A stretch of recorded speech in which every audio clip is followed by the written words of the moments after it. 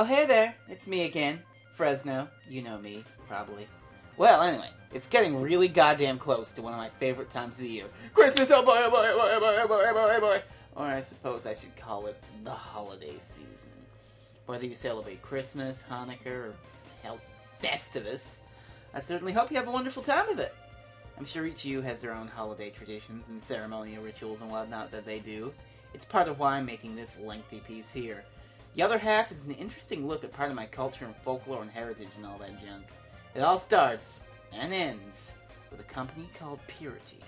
Purity Factories is a Newfoundland-owned food company that makes all kinds of good stuff. Cookies, candy, crackers, and all sorts of other stuff. Man, I love their cream crackers. Hey, don't talk with your mouth full. Now, most of these foods are eaten year-round, but there's one special product Purity makes that gets bought like mad around Christmas time, and that's Purity Syrup. Purity Syrup? I just said that! Purity Syrup is a very sweet and fruity drink meant to be mixed with stuff. Kinda like this. Alright, so, this is Purity Syrup. Cherry flavor. Here's what you do. You open up the bottle, which is going to be kind of hard to do with no hands. Let me just that way down. Open her up. Okay. She's open.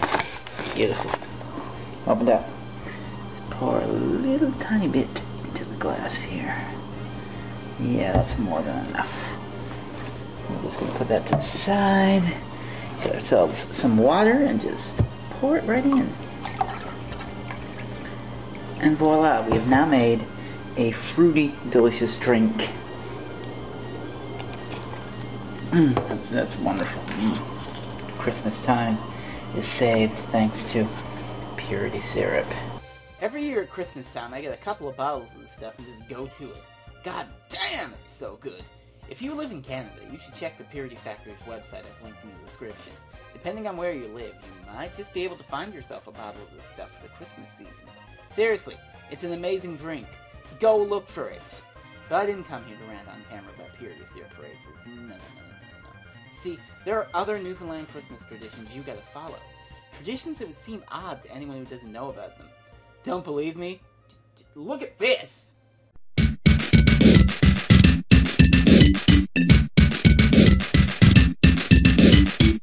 Don't worry, I'm getting to that.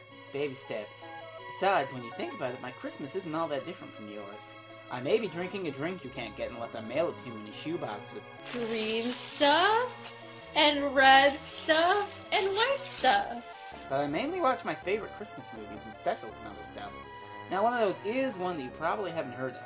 It's really only a Christmas special in the last few minutes, but, well, we gotta do some time travel to talk about it. Alright, picture this. It's 1986.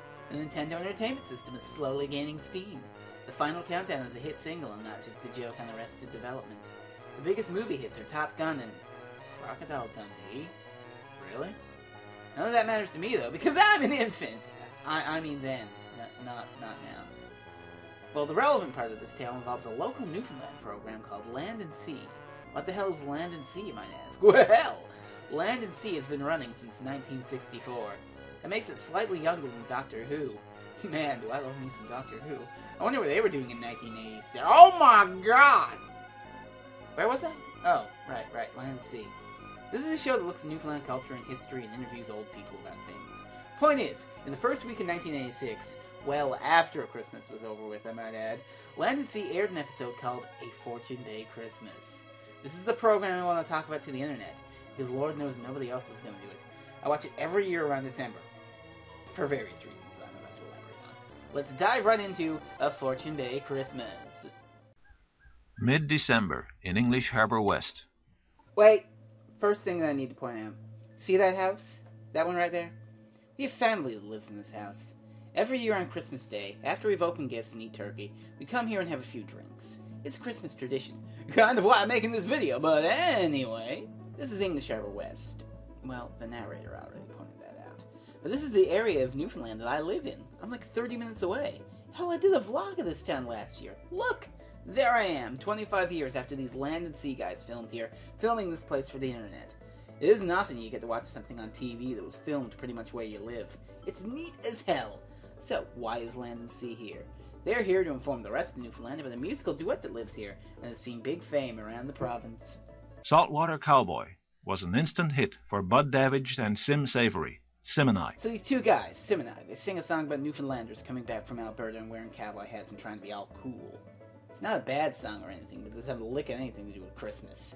In fact, most of the show doesn't, even though it's called A Fortune Bay Christmas. Wrap your head around that for a moment.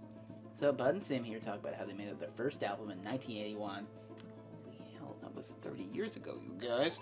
After playing at clubs together in the 70s. Let me stress it again. These guys are pretty goddamn famous in Newfoundland. They made 12 whole albums together between 1981 and 1997. And they have a few big hits everyone in the province knows, but I'm getting to that. So Bud then starts talking about the resettlement program in the 50s and 60s, and how he had to move out of his isolated outport community. Hey, I've been to one of those!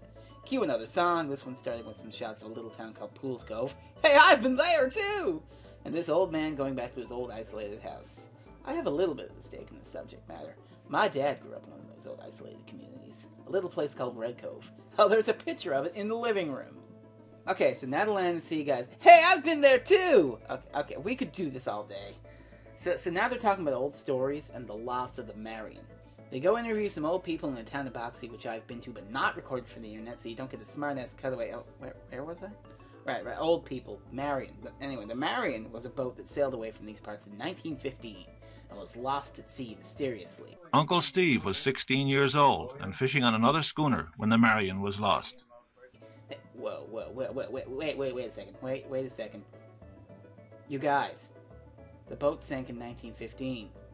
That guy was 16. He was born in 1899. Holy shit.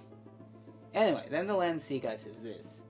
The stories that smolder in the memories of our older people, of life and death long ago on this coast, of heroism and mystery and tragedy, stories that will eventually be lost, unless the younger crowd can somehow keep them alive.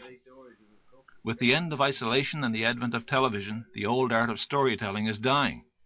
That's what they say, and perhaps it's true. But if the stories aren't passed on, how will the next generation know what life was like on the sailing vessels, and how our people lived on this coast in the olden days? Well, there's more than one way to spin a yarn, more than one way to make a legend live forever.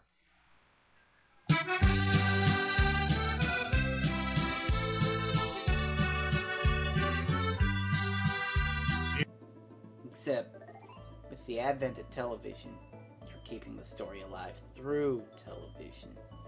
And Sim and I is keeping it alive through song. And I'm keeping it alive by talking about it for strangers on the internet. How about that? So Bud and Sim sing about the Marion getting sunk.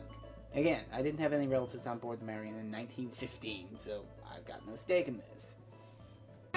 Okay, we're like 16 minutes into the show now, and the only mention of Christmas has been in the opening narration.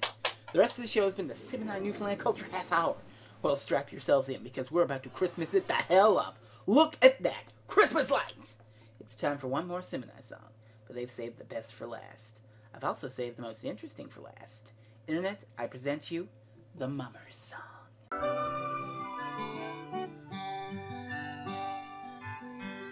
Don't seem like Christmas if the mummers are not here. Wait! Stop right there. This is the most important part of the entire show, right here. To me, anyway. But Frezno, you may protest. It's just a regular old lady that got to rockin' a chin. It sucks. That may be the case, but this is a special old lady. This lady is my great-grandmother. Immortalized forever on province-wide TV in what is essentially a Newfoundland music video made for a documentary show in the mid-'80s. That may be the weirdest sentence I've ever had to speak.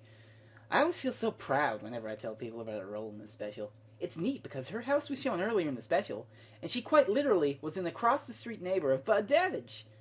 Okay, back to the show. Granny would say as she'd knit in her chair. Things have gone modern, and I suppose that's the cause. Christmas is not like it was.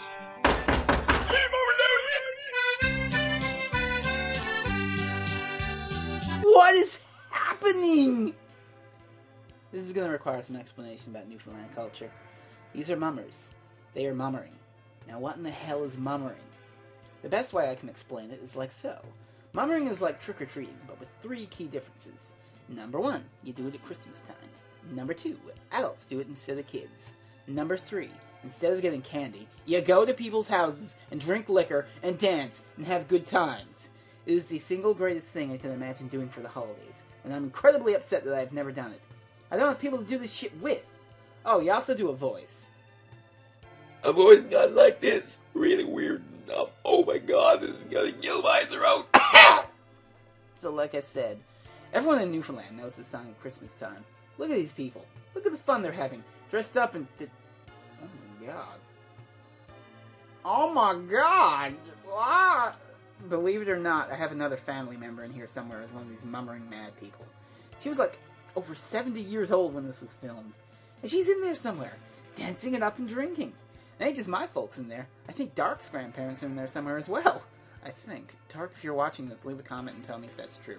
Oh, and this is actually Bud Davich's house.